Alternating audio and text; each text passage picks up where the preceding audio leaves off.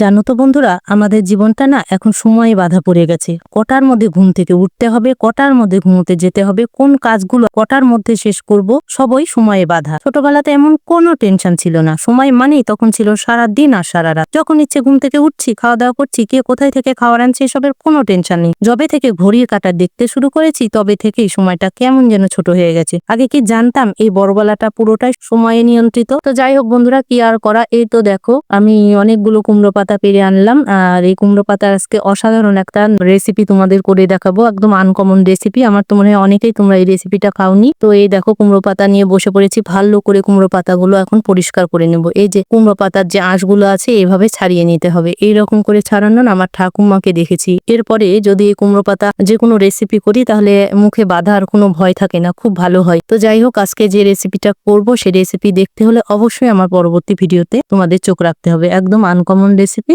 তো পরবর্তী ভিডিওটা দেখে নিও।